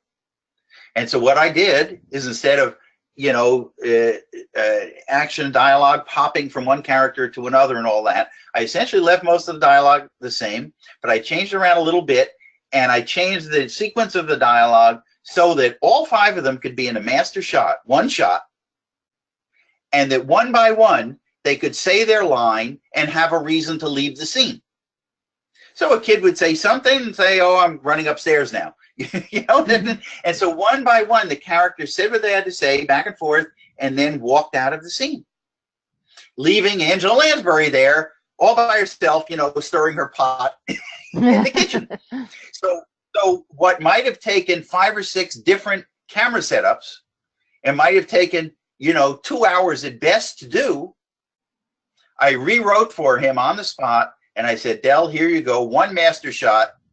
Everybody will say their dialogue, walk out of the scene. You're left with your close-up on Angela. You accomplish everything all at one time. And that's what we did. And we did it maybe half an hour, 40 minutes. So how can you accomplish things like that? How can you make decisions like that? Only by knowing what you need to know. Meaning, what is everybody doing? What does the story need? What does the budget need? How can we accomplish something, get what we need, maybe even changing the way we're getting it, but creative and financially serving the needs of the project. Great. So yeah. that's my example from there. And listen, that's how the production process goes. You're a problem solver. That's why I was sitting there in a chair with my name on the back, you know, watching. And because as these things come up, and they always do, logistical problems, actor problems, director problems, you know, time problems, time pressure is probably the biggest thing that gets you, you know, during shooting and production. You can be the problem solver you need to be to give the project what it needs creatively and financially. And if you've done that through the production process, then you can more easily slip into post-production. And this is where you as a producer become even more active again, as you were in pre-production. You get to post-production. Now, it's a funny thing, you know, guys in the business used to say, you know, you're gonna, when I was young, they would say, you're gonna have hundreds of people running around every day, gobs of money being spent. And all of a sudden, one day they're going to disappear. And you're just going to be left sitting there. And it's going to be a very weird feeling. And it is. All of a sudden, what happened? Where did everybody go? You know, you're now sitting there, and there's a bunch of film or tape, you know, sitting in the lab. You know, now what? Yeah. And then, of course, this is where post-production comes in. And most producers, I will tell you, don't get that actively into the nitty-gritty of post-production. Sure, they'll be around when the editor's working with the director, and they'll pop their head in or whatever here and there. And they'll be around and maybe in the room when the sound mixer is putting all the elements of the movie together, once it's been edited and once the music has been done. And, you know, the sound mixer will be in a room, and they will be putting together all the dialogue and the music and the sound effects and all that in a way that you can hear things, hopefully, and all that stuff's going on. And you might be sitting in the room, but most producers have not gotten involved in the nitty-gritty of organizing all of those people in post-production. But every producer should do that at least one time. He should be his own post-production supervisor, because normally we'll hire one of those and they will arrange for the labs and arrange for the sound mixing rooms and arrange for the music editors and the composer and all the elements that go into putting that together. One time at least you should do all aspects of that, because again, that's the only way you're going to know what everybody's doing. Right. And you're going to know and be able to make decisions of, you know, I can't hear this in the sound mix, you know, Right. even though the sound mixer thinks, oh, that's wonderful. I say, yeah, but when it's wonderful in your studio, in your big screening room with your fabulous, you know, $1 million sound system, sounds great to you. But when somebody watches this on a television at home with a little speaker that's coming out of the TV, they're not going to hear what that guy said. And it amazes me how many times do we sit at home and we watch a TV show or a movie and we say, I can't understand what that character said. Yeah. I can't hear him. What did he say? You know? It's our concept. What did he say? What did he say? The music's too loud. Mm-hmm. Why is there music constantly playing when I'm trying to understand what they're saying? Yes. You know? Yes. This happens all the time. And you know, and to my mind, it happened because nobody sat there in the sound mixing room and said to the mixer, you know, you can hear it on your fabulous sound system, but nobody's going to hear that on their TV at home. And I personally think, probably because I'm getting old, but I personally think that the music is entirely too loud in a lot of the films that I've seen in the last I agree few with years. you, absolutely. You know, people have gotten, the music is very important, of course. Oh, yes, it is. I'm not saying it isn't. But they, you know, they've gotten, the studios and the networks and have gotten so music minded Mm-hmm. that the studios now have executives who are, you know, they're vice president in charge of music. And so, you know, not only are they, you know, supposed to help you get the rights to music you want to use or help organize a composer who's going to do an original score, but they're out there, you know, picking songs that are appropriate for you to put in your project. You know, and you want to say, I don't need you for that. No. You know, and they're going to sit there in the sound mix and going to say, oh, I want to hear this fabulous song playing over all this. Well, you know, and it takes it, you know, if the director is usually in the sound mix, but not always, you know, Mm-hmm. same for the producer. But you know, we've got to say, you know what, your music may be all well and good, but it's drowning out the scene that's playing. Yeah, there. which is more important. Right. If we can't hear what the people are saying, what difference does the music make? Yes. You know, so these are all the kinds of, you know, decisions that need to be made in that post-production period, along with the logistics and organizing to actually end up with a movie, of course. Because everybody from the director to the editor to the producers are deathly afraid when they finish production, when the cameras stop rolling, and what they've got is hundreds and hundreds of shots of pieces of tape or film. They're deathly afraid that this is not going to look like a movie or a TV show when they put it all together. Right. Yep. So when they finally put together, the editor and the director together, what they call the rough cut, Mm-hmm. meaning the first assemblage of the movie, if it actually plays like a movie, there's a huge sigh of relief. Yeah. You know, that everybody's made good enough decisions along the way that it actually holds together and tells a story. Yeah, and then so in post-production, you end up having possibility of having reshoots and things like that going on, Yeah, which is also very, very expensive. I've never had that liberty. Ah, okay. You know, but budget-wise, to go back and do reshoots. Right. But on big features, yes, very often, more often than not, they'll go back and reshoot some stuff. They'll replace the character if they need to. Yeah, well, yeah, we just saw something that happening, right, with Kevin Spacey and the Getty movie, right? What Yeah. an example of that, you know, saying I'm gonna lose this character entirely and reshoot those scenes. Yeah. Now listen, you know, on those big projects, you know, luckily they've got or are willing to spend the money to do it. Yeah. and particularly it's another interesting sort of basic difference between feature films and television. Mm-hmm. Uh, because television, in its traditional sense, works backwards in a way. It works all the way backwards. The whole structure of it. In other words, if you're going to do an hour episode of television, right? Whether you do that fabulously well or a little less fabulously well, you may or may not get more viewers.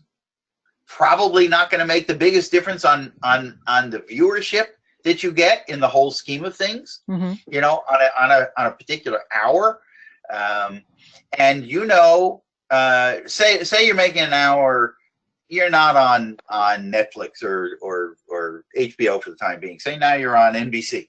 Mm-hmm. That hour you're making for NBC, it's an hour. An hour's an hour. You're not going to do an hour in 10 minutes. Unless you're a big producer writer, who demands from the network on a special episode of Lost, to go an hour and 10 minutes. Right. Basically, you're making an hour. Okay. Now, within that hour, there's still going to be 12 minutes of commercials. Right. Like it used to be. Now it might be up to, 20. 13, 14, 15 minutes of commercials and promotion and all of that. Mm-hmm. Okay. So now you have this amount of material to be done. Now, on a network, you may get a bigger audience or a lesser audience, a bigger rating or a smaller rating, but that doesn't have an effect of the money you'll make on that. I mean, say let's use an example.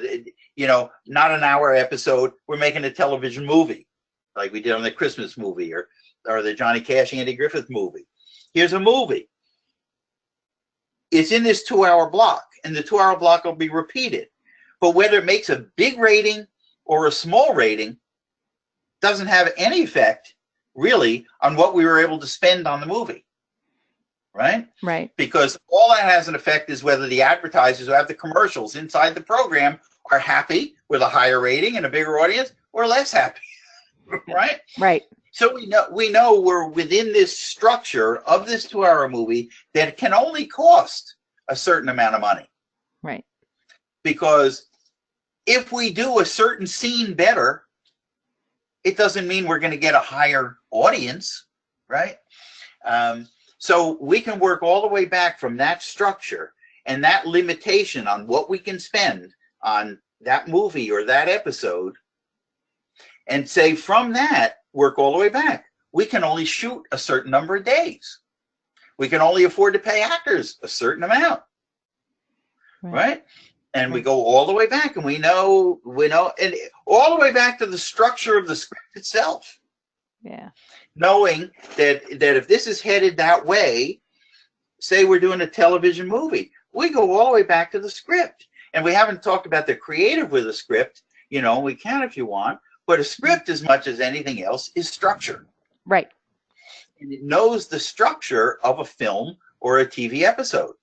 If it knows that it's a movie or TV episode for broadcast television that's going to have commercials, you need to build in breaks in the action. Little mini climaxes that are going to work driving you into the commercial break and bring that audience back from the commercial break. Yep. Right? So script is structure. The script, if you're doing a movie for television, that script has got to be within 100 to 110 pages. If it's longer than that, you can't fit it in your time block, right? Right. Same with an hour episode. That it's the old rule of thumb is a page in the script is a minute on screen, on average. So that your hour episode that may only have 45 minutes of action outside of commercials and everything else has to be in the neighborhood of 45, 50, 55 pages. Right. Max. And you'd have to know how to structure it and how to build it that way. And you go all the way back to story structure, and you go like from the end product and the end distribution on a broadcast network all the way back to the needs of how you structure your script. Right. So it's interesting that way. Now, feature films, on the other hand, certainly not in the sense of going on Netflix or streaming or whatnot, but in our classic sense of going on a theatrical screen. Does it matter how long it is? Only in a sense. Mm-hmm. Yes, theaters traditionally have liked to have another showing of the movie every 2 hours. Right. The movie showing at 6 o'clock, 8 o'clock, 10 o'clock. So your movie can't be more than about an hour and 40 minutes, an hour and 45 minutes. What's that in page count? Well, it's 100 pages, 110 pages, right? 100, 140 pages tops. Right. But, if you get a David Fincher, Christopher Nolan, Steven Spielberg says, I need to do this epic, and this epic has to run for 2.5 hours. Okay, they do it because they think it's worth it. Because what they do on screen, what they do with a certain scene or with a certain star can mean the difference between a $10 million gross and a $150 million gross. Right. Who knows? Yeah. When they take anything we were talking about music. Take any film with fabulous music. Take, for example, The Sting. Do we remember The Sting with Paul Newman and Robert Redford? One of our favorite movies. Yep. Who ever heard that ragtime music that Marvin Hamlish put together for that score?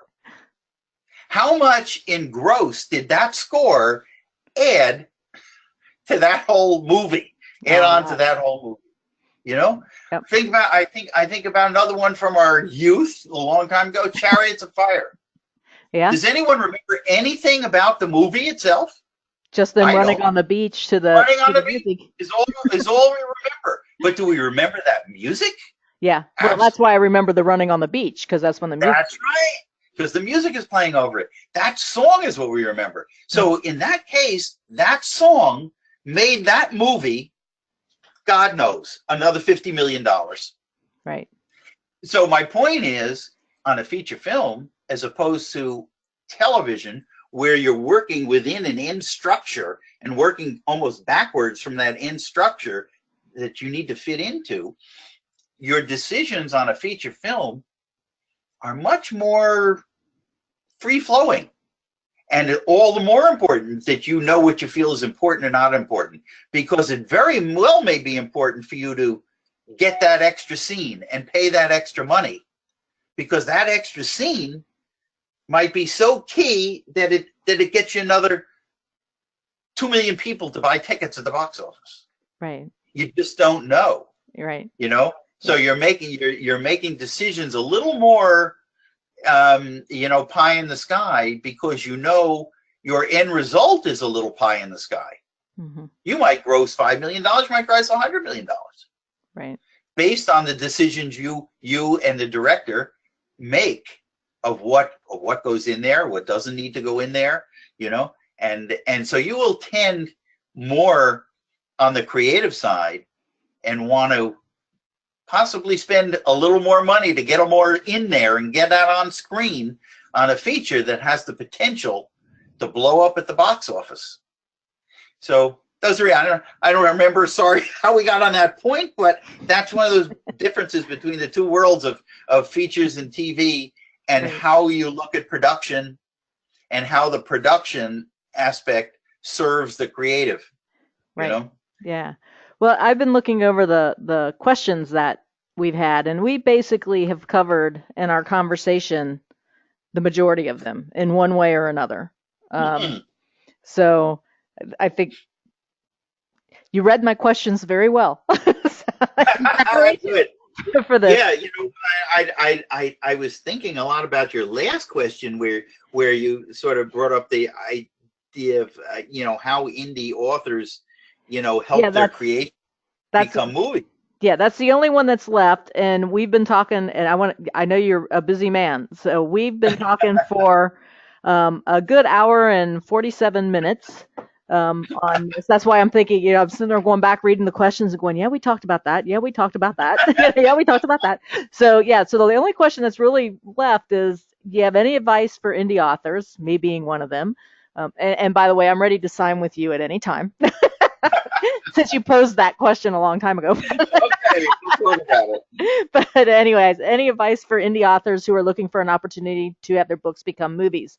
And the reason why I'm asking, I mentioned the two indie authors. Basically, they did not have book deals. They were approached um, basically after they created their author platforms. There were a lot of people that were following them with blogs. So naturally, everybody Mhm. goes out and starts writing a blog now and thinking that somebody's going to discover them, which Right, worked. right.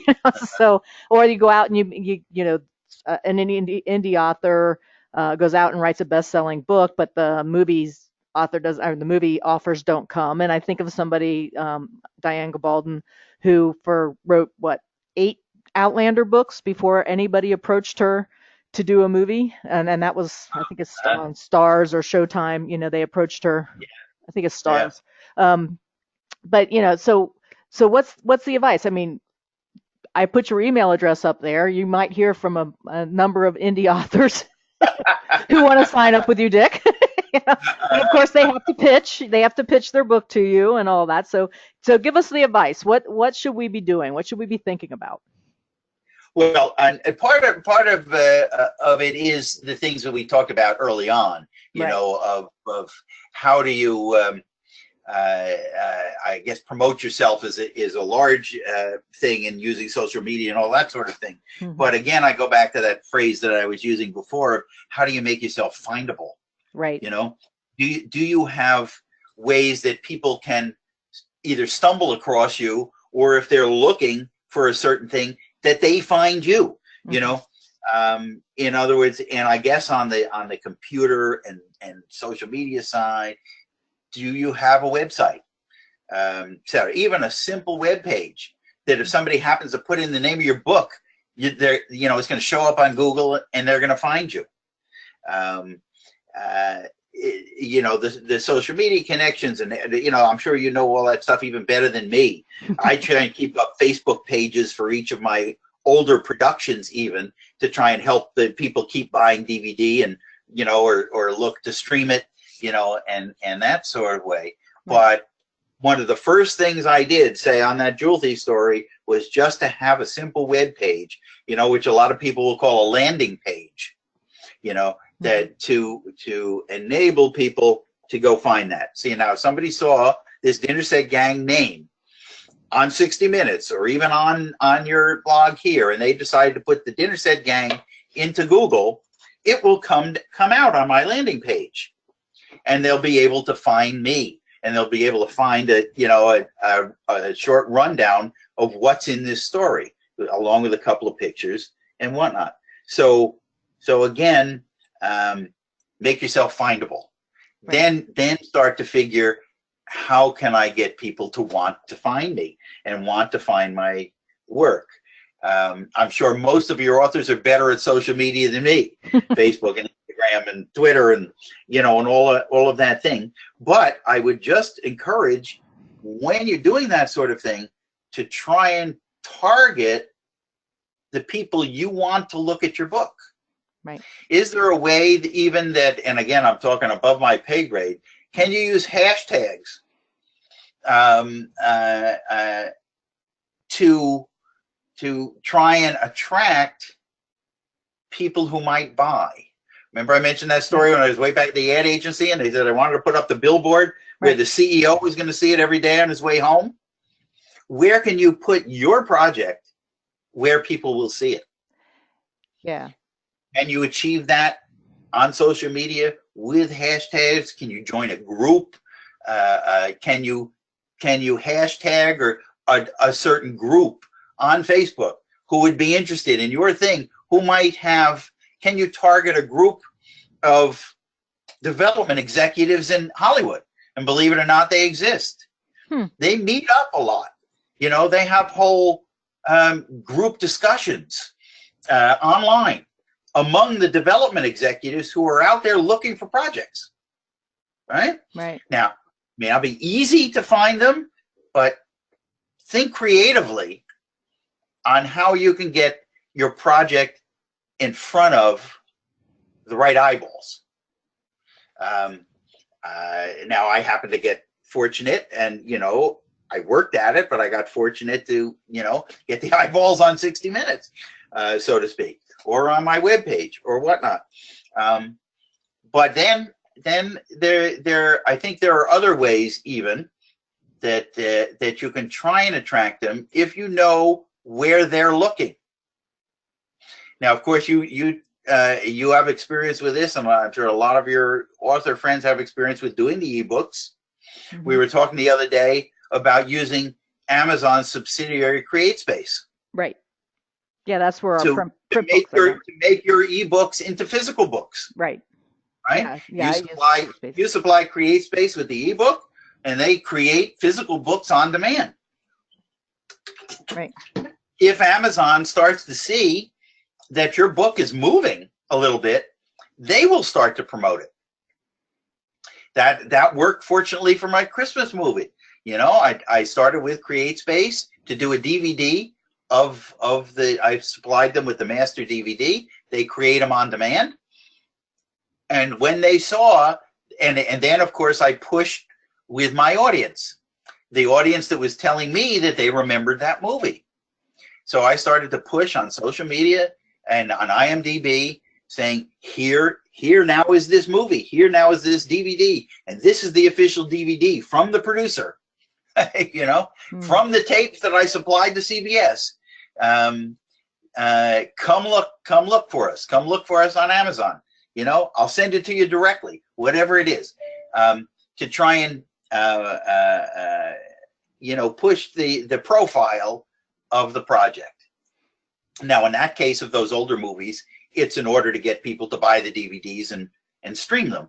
But on newer projects like this Dinner Set Gang, or like another project I have in the works with and I'm working with George on now again, which is a unbelievable transgender true story that took place all in and around the military. Same kind of thing. I wrote up book proposals. I wrote up treatments for it. I created a web page for it, a landing page. All of those same sorts of things to try and get it noticed. But one other idea I want to mention, particularly for authors, and it's one thing I'm exploring on a story I've been working on for quite a while myself that I plan to write. I'm not going to write it either as a book or as a script to begin with. I'm going to write it as a graphic novel.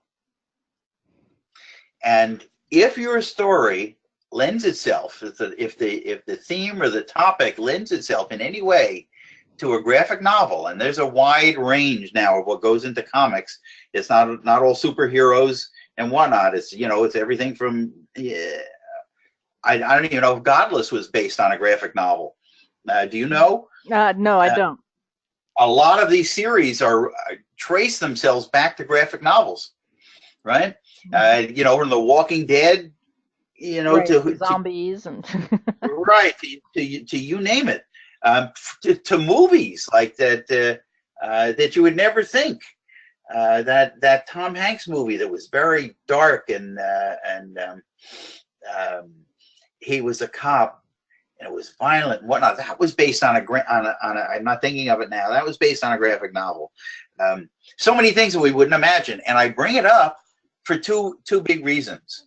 One is that's a place that every studio and every network and every production company development person, meaning the one who's out there trying to find ideas for their company to make, they're looking at graphic novels. They're all studying and poring over graphic novels, looking for ideas.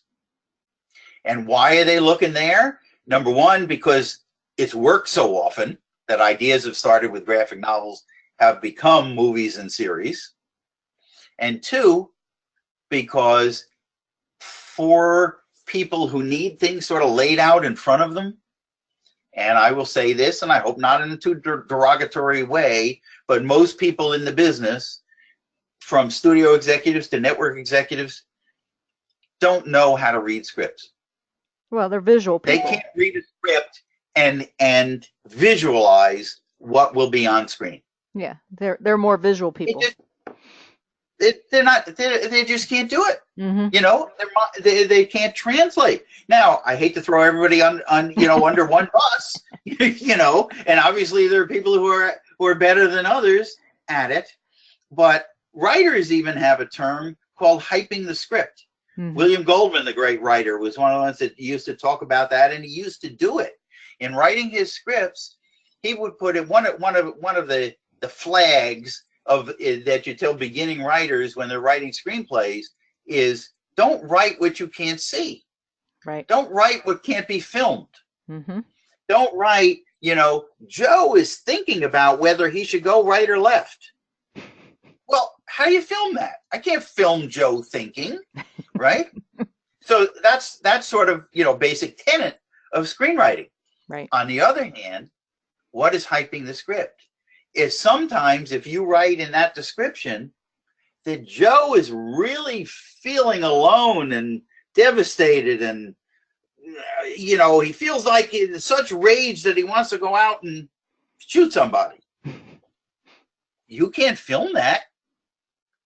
An actor might be able to read it, he might be able to play it visually to an extent, Mm-hmm. but you're putting it in there because the producer and the studio executive and the development person, they'll know what you're thinking, and they'll know what you want your character to be thinking. Mm-hmm.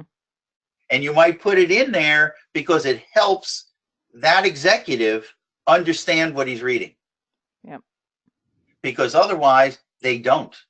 And otherwise they don't understand how to do it, which is why a lot of executives, even producers, all they want is a summary of a script from some guy who's working for them. Because they don't know how to read the script and really visualize it, right? Mm-hmm. So where does the graphic novel come in?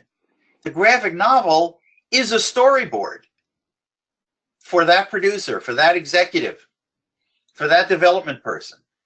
The graphic novel tells them the story visually. Right. So it's a big shortcut for them. They can look at that and they can say, I can see it.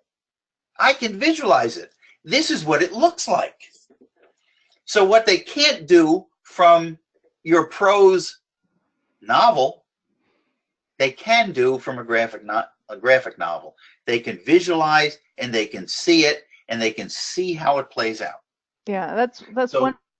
I'm sorry, Dick. That's one no, reason why I, with Blind Influence, decided to go to Skyboat Media and have them do an audiobook, because that to me is one step closer to becoming visual without spending right, a lot of money exactly. to hire an illustrator, or now they can hear it. They can hear the person's voice. They can, they're getting cues of what that person's doing, but there's a voice now to those quotes, those. Exactly right. Yeah. Exactly right. It's the equivalent to what we call a table read of a screenplay. Exactly. You're actually bringing actors in and acting and saying the screenplay, even though there's no camera, there's no locations, there's no costumes, there's no nothing, but you're hearing it said. Right. Exactly as you're saying. And as you know, we're even exploring that same thing with our Jewel Thief story. Mm-hmm. And I think if an author has a story that lends itself to it, or they feels they can, think about the idea of making a graphic novel out of it. Yep. Particularly if you've already got your story written, then it's sort of easy to scale it back to the essentials, to the essential bits of action and dialogue that you can then work with an artist. And there are a lot of really good artists out there just thirsting for an opportunity to draw with you, with your story. Right. And so it can be a process that's not terribly arduous, for you to translate. And that the eyeballs of the entertainment industry are on that area, are on graphic novels, because they can see it and it lays it out for them, and it's worked so many times already in the past for them. Right. So it's just a suggestion, and it's a suggestion that I'm going to take myself on this other story that I've been working on. I'm going to originate it as a graphic novel. Great. This, I mean, now you'll have to let me know how it goes. 'Cause- I will. So yeah, And so I'm not the if person to I do can your graphic combine novel. those So, things together, yeah, it's just another example of I'm thinking ahead and thinking how can I think I have what's a really good story. hmm It's going to take me a while to write it up the way I want it and do a script on it and all that. But then how am I going to I'm going to knock on the same doors of people I know and this and that. And but I know if I can make this into a great looking graphic novel, that eyeballs are going to see it. yeah. And the nice thing, the same way we talk about ebooks and create space and ways to get your book out to an audience without necessarily needing the publishers, hmm you can do the same thing with graphic novels now. Right. You Yeah. can get them distributed, you can get them listed on Comixology, and places that will showcase indie comics, hmm and the eyeballs in Hollywood are looking there. So Right. that's what you're trying to achieve. How do I bring the eyeballs that matter to my project, Yeah. right? And I think that's one available way that we have now to do it. Yeah. I did a And quick search. so again, it sort of all ties together with, you know, make yourself findable, hmm make your project findable, and then figure out how you can make people want to find you. Yeah. I did a quick search on Godless. It was not a graphic novel. It was a best-selling novel from a traditional published house, Simon and Oh, Schuster. there you go. But But there, in this I in bet the you same take search, what came up second was the sixth best-selling graphic novels, and I think it was something that was out that the BBC put out. So there yeah, you go. yeah, yeah, and I'm sure you can take any 10 or 20 random TV series and or movies and find at least a few of them originated as graphic novels. hmm Yeah, there's one. And Well, Thor was one of them, which is yeah, was a movie a couple years ago, I think, with one of the Hemsworths, I think, played Thor. yes, yes. Yeah. Well, So certainly from Marvel Comics. exactly. Uh, Yeah. that was my first job out of college was with Marvel Comics. Can you imagine? Wow. I was, how stupid was I not to stay with them to the next God knows how many decades? But Well, I don't who know. knew? Yeah. Who knew at the time? Yeah, but look, I mean, look at the other way. Look at all the other things you wouldn't have accomplished if you stayed there. That's Yeah. right. So Uh, but don't look yeah, back, yeah. always look So ahead. that's right.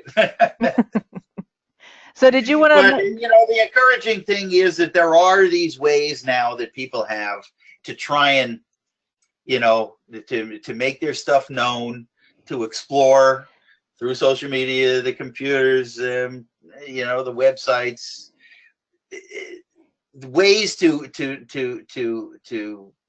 be findable, to try and get people to find you, to try and reach audiences that matter, that billboard for the CEO, Mhm, to try and get the people to go where the people in Hollywood are looking, right. so that you make them, you give yourself the opportunity to be found. Right. Yeah. And I think for me, I know I'm not alone in this, but I think the most frustrating thing about finding your audience online, whether ebooks, podcasts, websites, social media to an extent, although if you say the right thing, you'll get a lot of people to notice you. Yeah, Right being in quotation marks. right. Exactly. But there's a group of people out there that I know are enjoying my books based on the number of downloads for ebooks, for example, or borrows in Kindle, the number of people that listen to this podcast. And these are all people that I probably know, maybe if I'm lucky, 20 of them that have actually contacted me. Right. There's a huge number of people that are listening and or I'm going to say stalking, but not in the traditional the traditional I form of know what you stalking, mean. Yeah. that are stalking me that I don't know, what they're doing, what the demographic is of that audience or anything. So I think that's a frustration with the current way that we're building audiences, that we just, we know they're there. And then I think about the millions of people that flock to Star Wars, and it's like they don't know every one of those people. They just know that common thread that is appealing to those millions of people. So yeah, that's kind of like how I remind myself it's okay if I don't know everyone that's listening to this, or everyone who's friends with me on Facebook or whatever. You know, looking at my page, it's okay that I don't know them personally. At least they're there. But Sure. it's just another one of those demographic things of, are they really there, or are they just Right, sure. are they? Listen, just as you say, on a totally different scale. Look at say a studio with a big movie. Hmm. They've got a movie that they've now made, spent $100 million on, right? Right, And right. it's sitting there, and same as you've got your book sitting there, Hmm. or anybody else has got a project sitting there. They're now sitting with a $100 million investment. They're about to spend another 50 or $100 million, to figure out how to. And there's the whole marketing department is sitting and saying just what you're saying. Yeah. How do we get them? How do we find these people? Yep. How do we make people come to this? Because if we only find 10 or 100 or 100,000 people, we're going to go broke. Right. We're gonna lose money. Yeah. To find millions and millions and millions of people, and we're not going to know them all. Yep. How do we? How they're from the other end? They're saying the same things that we're saying. How do we make ourselves findable, and how do we make that audience find us? Right. And there's no And set answer. they're going to do it through millions of dollars of ads in magazines and on TV and special appearances and press tours and make up toys from the characters and Right. every way that they can think of to reach people and make people find them. So Right. from the other end, they're doing the exact same thing that we're doing on this end. Right. Yep. And we just don't have the Yep. millions of dollars to do it. So anyway, but That's right. So we have to be more clever. We right. have to be smarter. Exactly. More ingenious. We can't just throw money at it the way they do. Yeah. Darn. That's right. We have to be sort of ingenious about it. Right. But Yeah. there are ways that if we sit and we think and if we investigate and research, there are ways that we can try and make ourselves known, make our projects known, make ourselves and our projects findable, and get where we want to go. But as we know, back to those old producers on the Oscar movies, it may take us years and years to accomplish it. But Yeah. that goes back to what we said in the first place. If we're passionate enough about our creations, whether it be your book or your painting or a movie idea, we have to be our own champions, and Hmm. we have to not give up, and we have to, just pound the table until people see what we see. Right. Yep. And that's why I just keep telling myself, just keep writing the material, just keep writing the next book, just keep creating the next painting.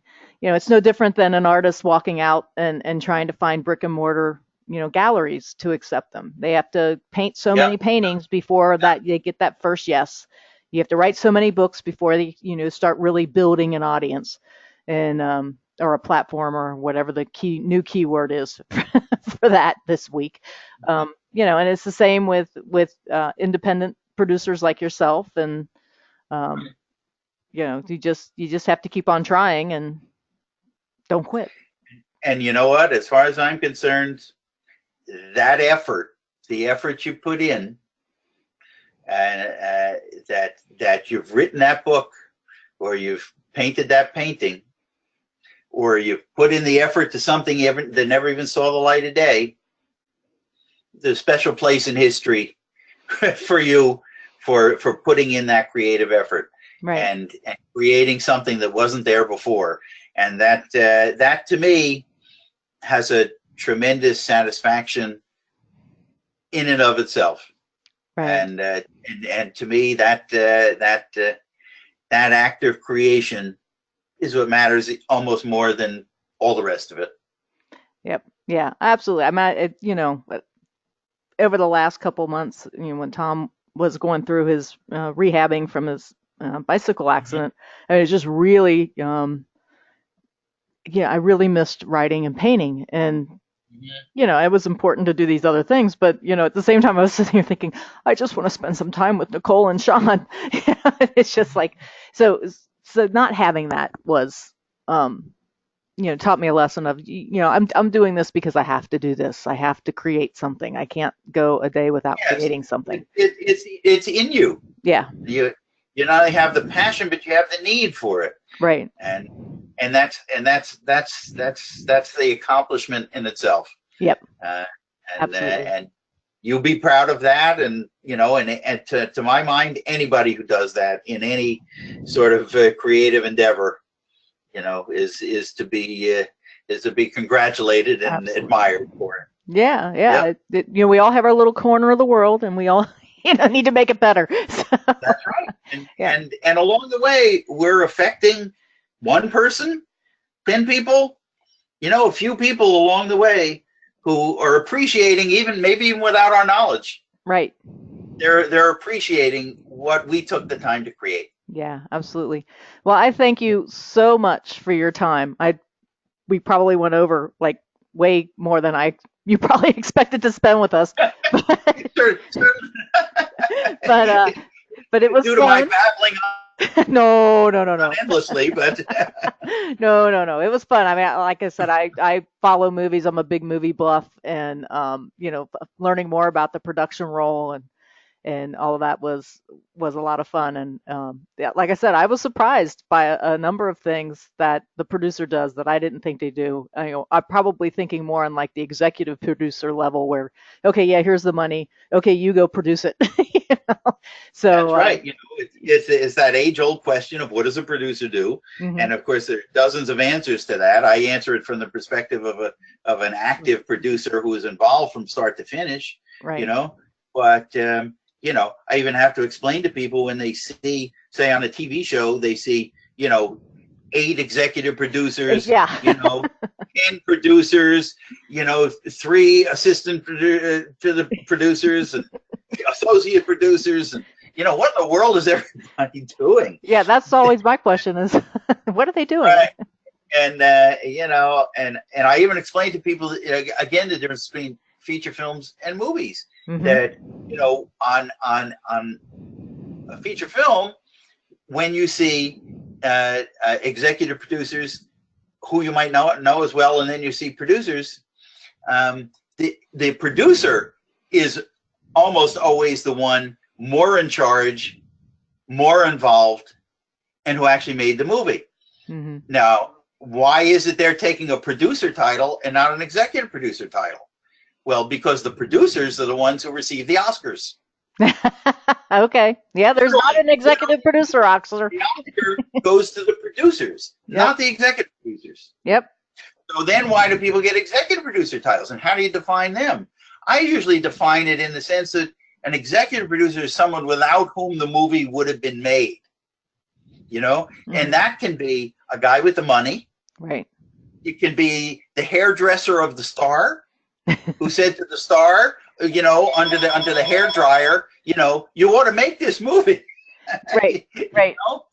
Yep. And so they may get an executive producer. So those titles are easy to throw around, and you like to reward people for the part they played in the movie, but the producer, the one who actually does it, takes the producer title in features because heaven knows it's lightning to strike. It's the producer who gets the Oscar. Right. Now turn to TV. There's a million executive producers, a million producers, a million this, a million that. Who's in charge? The executive producers are in charge in TV, and they become more and more the writers who run the show and what they call showrunner, and that's Mhm. another whole discussion. Yeah. But they're taking executive producer. Why are they taking the executive producer title when the big boys are taking the producer title on features? Yeah. Well, they're taking executive producer titles on TV because they're the ones who get the Emmys. Right. If the show is rewarded, they give the Emmy to the executive producers, not the producers.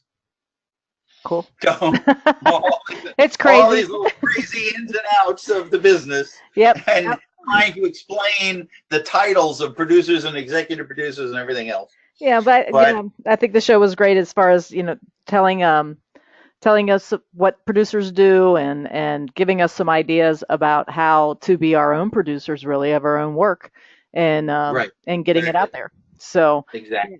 yeah, Because so I speak and you speak from the creator angle. You mhm, want to create that movie, that painting, that book. Um, you want to be the one that makes it happen, that creates something from nothing, right. right? So as a producer, for me, I speak from the aspect of someone who's going to be involved all the way through, that's Yeah, going to find it, that's going to get people excited about it, that's yeah, going to plan for it, that's going to make it happen, that's going to watch over the production, and then hopefully get it out for people to see. right. So you and I talk from the same perspective. That's In, why in, we're all kindred spirits. absolutely. Yeah, so I just wanted to close with, again, thanking you for your time, and then also talk a little bit about some of the upcoming events. I have an interview scheduled. We're going to get scheduled with the Skyboat Media folks, Stefan and Gabrielle, who are, Gabrielle is directing my audiobook. Stefan and Gabrielle are reading the audiobook for Blind Influence. So I want to talk to them about the production of that, as well as their insight on the book, because they're just two more creative people that are reading my book, and I'm sure they'll have some unique insights on that. And then I also have a interview that I'm going to get scheduled with George Gallo, and we're going to cover his most recent movies, which is Bigger, and which Dick and Joanna actually were down in Alabama with George for a little bit We on the were. set for that. And then he also did a movie on David LaFell, who's another artist that we might talk about that a little bit. And then living kind of in the creative light in multiple genres, which is basically what George does. So we thought we'd talk to him about that.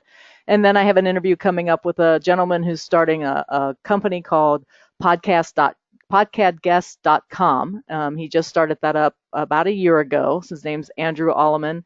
And I was going to have him come on and just talk about podcasting and how you can get started and what useful insights we might have to make this podcast get out to more people and different things like that. So those are the things that we have coming up. Thanks for hanging in with us. And again, Dick, thank you so much. And if you'd like to say My goodbye. pleasure. Yeah, we had a great time. So I always enjoy talking with you, and stay in touch. Tell Joanna Oh, hi for me. I will. Same to Okay. Tom. It Bye. was a great pleasure. Yeah, Thanks. yeah. Thank you. Bye bye, everyone.